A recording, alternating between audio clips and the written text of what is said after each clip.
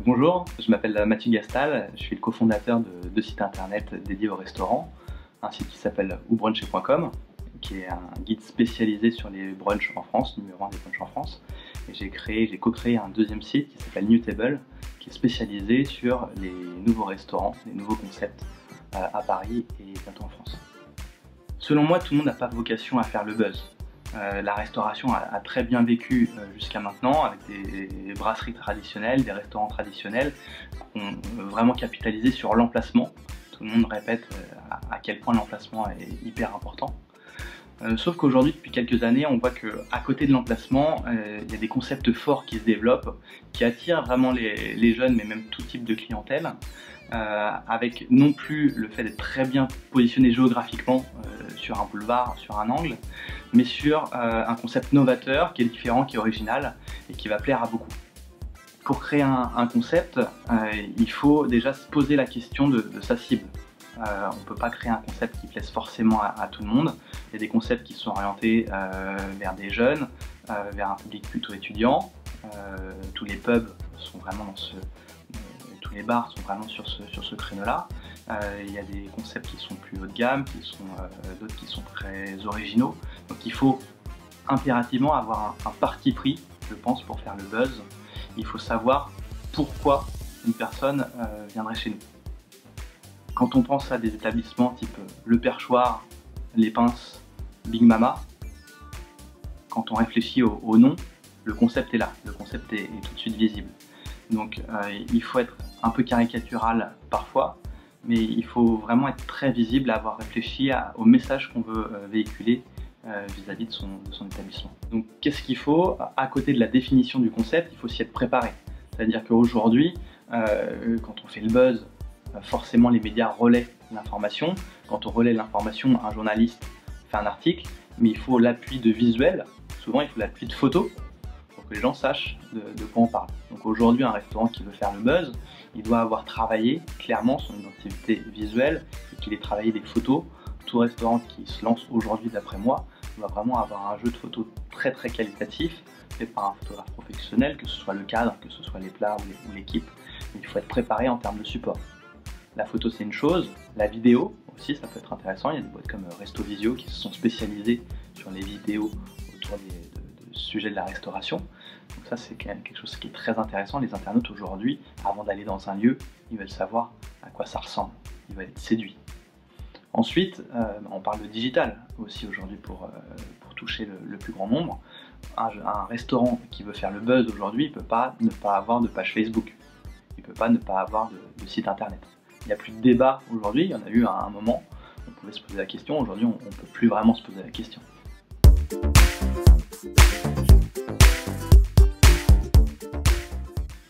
Mettre en place une stratégie de communication, de lancement pour un établissement, ça va faire forcément appel à des notions de marketing, à des compétences de marketing. Quand on lance un établissement, parfois on a un chef renommé, on est parfois du coup très très bon sur l'aspect cuisine, peut-être pas forcément excellent sur le marketing. On ne peut pas toujours être bon partout. Donc dans certains cas, l'établissement, le restaurateur, le fondateur va pouvoir tout gérer lui-même. Dans d'autres cas, et c'est plutôt la majorité des cas, il va falloir s'entourer d'une équipe. C'est pas très compliqué, il n'y a pas 50 personnes, mais il faut des spécialistes. La première personne à laquelle on pense, la première structure pour accompagner un établissement, c'est une agence de relations presse. L'enjeu, c'est celui du budget, du financement, parce qu'une agence de relations presse ou une attachée de presse, il faut mobiliser un certain budget, c'est pas forcément la portée de tous. Mais clairement, c'est un accélérateur. Pourquoi? Parce qu'ils ont l'habitude de lancer des établissements. Si on veut compléter le dispositif vraiment autour du digital, ou si on veut se passer d'une agence de relations presse, ce qui peut être intéressant, c'est de contacter des blogueurs aujourd'hui. Des blogueurs, c'est vraiment des passionnés de l'univers de la restauration. C'est des gens qui sont passionnés, qui font beaucoup de restaurants et qui peuvent vraiment accompagner le lancement d'un resto. Pour ça, il faut pouvoir les identifier. Alors, comment on fait? Une petite astuce, c'est relativement simple. On a toujours forcément en tête des établissements qui ont très bien fonctionné les derniers mois. On fait une petite recherche dans Google, on voit les pages, les articles qui ressortent, et comme ça permet de savoir quand il y a eu un lancement, qui a relayé ce lancement, et ça devient très simple de contacter les personnes et de les inviter à venir tester le concept. Donc ça permet de générer comme ça des articles et souvent de façon assez spontanée par des blogueurs très sympas. Après, il y a aussi un univers qui est très structuré dans le digital, dans des médias spécialisés sur des lieux, des concepts tendances ou des sujets de restauration, des sujets food en général. Ces spécialistes, qui c'est en général My Little Paris, Merci Alfred, Paris Bouge, Le Bonbon. Il y a quelques sites comme ça qui sont connus, qui font un très bon travail et qui permettent de relayer des concepts sympas qui ouvrent.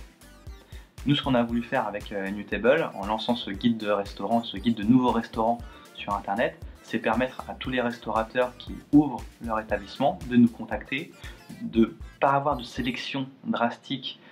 Nous, on veut qu'il y ait un concept, mais derrière, on n'est pas des journalistes à proprement parler. On est là pour référencer de façon chronologique les restaurants qui ont un concept sympa et qui ouvrent, en leur proposant une petite fiche, une petite description, une petite fiche sur leur établissement. Et tout ça sans engagement, sans sujet financier derrière. On est là pour les accompagner dans ce lancement. Aujourd'hui, quand on a un budget limité pour lancer un restaurant, on peut tout de même très bien s'en sortir. Pourquoi ? Parce que le digital permet vraiment de cibler de façon très fine son audience pour vraiment être complètement axé autour de sa cible, dont on parlait au début.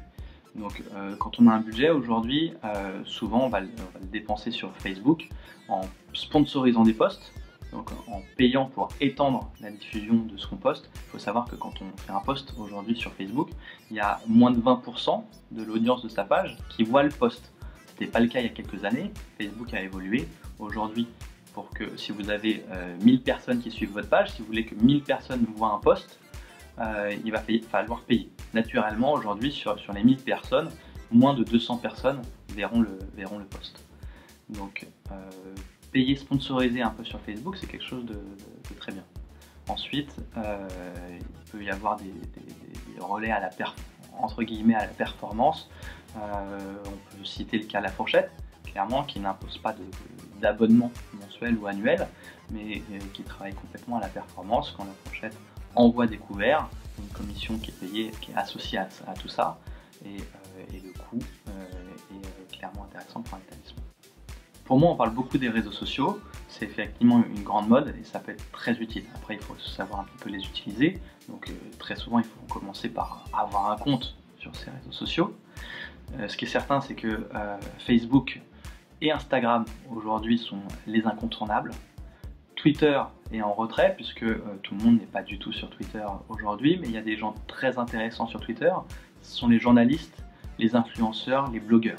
Donc avoir une communication sur Twitter, c'est quelque chose aujourd'hui d'important. Mais ça passera toujours derrière Facebook et Instagram.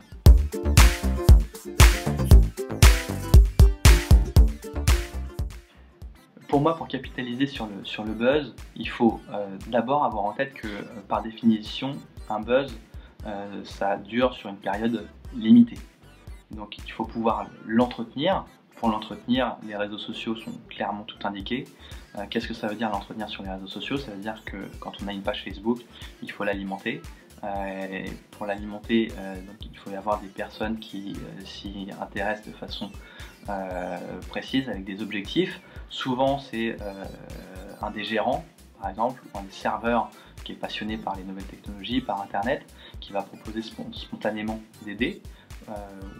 Si c'est pas spontané, ça vaut le coup de poser la question, mais c'est hyper important que les équipes se sentent impliquées et que ce soit une des personnes de l'équipe, a priori pas le propriétaire, pas forcément toujours le gérant, mais au sein des équipes, qu'il y ait cette responsabilisation, cet intérêt sur la communication de l'établissement.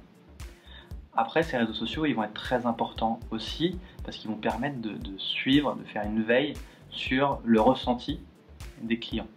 Quand on fait un buzz, on a des personnes qui sont très contentes qui en parlent, on a des personnes qui sont moins contentes, qui pensent parfois que le buzz est surfait. Donc il faut vraiment être à l'écoute de ces gens-là. Et très souvent, on va avoir des commentaires sur Facebook. On va également avoir souvent des commentaires sur TripAdvisor. Et il faut les suivre de près, il faut y répondre quand ils ne sont pas toujours sympas. Il faut même pouvoir répondre quand ils sont sympas. Mais il faut savoir ce qui se passe. C'est un outil de suivi, de veille qui est hyper important. Pour faire de la veille sur ce qui se dit sur un établissement, Google propose un service qui s'appelle Google Alert. Il suffit de taper justement dans Google pour configurer un compte qui permet de recevoir sur sa boîte mail tout ce qui peut se dire sur un nom, une marque, le nom d'un établissement.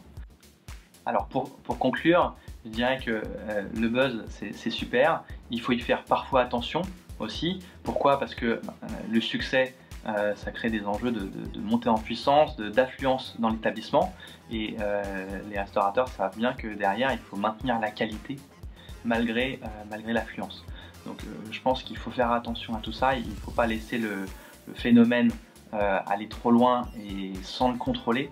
Donc il faut vraiment s'assurer qu'en termes de service, en termes d'approvisionnement, de qualité des produits, etc., on reste sur des choses qui soient au top niveau, qu'on ne se laisse pas influencer par le succès ou qu'on ne prenne pas des raccourcis ou que le service ne se dégrade pas. Je pense que le buzz c'est super, c'est ce que tout le monde recherche, mais derrière il faut être capable de capitaliser dessus parce que les restaurants qui réussissent, c'est ceux qui arrivent à bien gérer ce buzz et à rester vraiment les mêmes, à rester aussi bons quand le restaurant est plein qu'au départ quand il n'y avait pas beaucoup de clients.